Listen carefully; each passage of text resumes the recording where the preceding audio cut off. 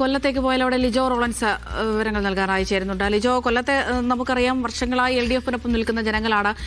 കോർപ്പറേഷനിൽ ഉൾപ്പെടെ വികസനം എണ്ണി പറഞ്ഞു തന്നെയായിരുന്നു ഇത്തവണയും സ്ഥാനാർത്ഥികളും അതുപോലെ തന്നെ പ്രവർത്തകരും ഒക്കെ തന്നെ മുന്നോട്ട് വന്നിട്ടുണ്ടായിരുന്നത്. പക്ഷേ വലിയൊരു അടി അവർക്ക് ലഭിച്ചിരിക്കുകയാണ്. നമുക്കിന്നിപ്പോൾ വിധി വരുമ്പോൾ അതാണ് മനസ്സിലാകുന്നത്.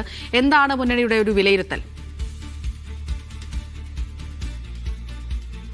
അമൃത, നേരത്തെ സംസ്ഥാനത്താകമാനം UDF-ന് അനുകൂലമായ ഒരു തരംഗമുണ്ടായിരുന്നപ്പോൾ പോലും തദ്ദേശ തെരഞ്ഞെടുപ്പിൽ LDF-ന്റെ ഒരു പൊന്നാമരം കോട്ട തന്നെയായിരുന്നു കൊല്ലം ജില്ലയെന്ന് പറയുന്നത്. പക്ഷേ ഇത്തവണ അത് തകർന്നിരിക്കുന്നു. ഈ 2.5 പതിറ്റാണ്ടായി LDF മാത്രം ഭരിച്ചിരുന്ന കൊല്ലം കോർപ്പറേഷൻ ഉൾപ്പെടെ വലിയ തിരിച്ചടിയാണ് നേരിടേണ്ടി വന്നത്. 38 സീറ്റുകൾ ഉണ്ടായിരുന്നിടത്ത് നിന്ന് അത് 16ആയി കുത്തനെ ഇടിഞ്ഞു. UDF ആകട്ടെ 10-ൽ നിന്നും 27 സീറ്റുകളുമായി ഏറ്റവും വലിയ ഒറ്റകക്ഷിയാകാനായിട്ട് സാധിച്ചു. കോർപ്പറേഷൻ ഭരിക്കുക UDF തന്നെയാകും. BJPക്ക് സീറ്റ് ഇരട്ടിക്കാനും കഴിഞ്ഞിട്ടുണ്ട്. 6-ൽ നിന്നും 12-ലേക്കും ഉയർന്നു. ജില്ലാ പഞ്ചായത്തിലാകെ ഉണ്ടായിരുന്ന 3 നിന്നും അത് 10ആയി ഉയർത്താൻ UDF-നായി. 17 LDF തന്നെ വിജയിച്ചുവെങ്കിലും മുനിസിപ്പാലിറ്റികളിൽ കഴിഞ്ഞ തവണത്തെ അതേ അവസ്ഥ തന്നെയാണ്. 4-ൽ 3 LDF-ഉം 1 UDF-ഉം നിലനിർത്തി.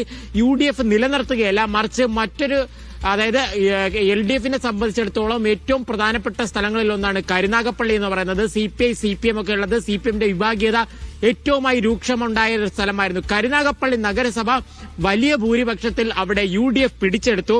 ബ്ലോക്ക് പഞ്ചായത്തുകളിലാകെ ഒരിടത്ത് മാത്രമായിരുന്നു ഭരണമുണ്ടായിരുന്നത്. ഇത്തവണ അത് 3ആയി ഉയർത്താനായിട്ട് കഴിഞ്ഞു. നേരത്തെ ഉണ്ടായിരുന്ന ചവറയ്ക്ക് പുറമെ ഓച്ചിറയും ഒപ്പം തന്നെ മന്ത്രി ഗണേഷ് കുമാറിന്റെ പത്തനാപുരവും പിടിച്ചെടുക്കാനായി എന്നുള്ളത് വലിയൊരു നേട്ടമാണ്. ഗ്രാമപഞ്ചായത്തുകളിലേക്ക് വരുമ്പോഴാണ് ഇതുവരെ ഇല്ലാത്ത വലിയൊരു നേട്ടം കൊയ്യാനായി UDF-നായത്.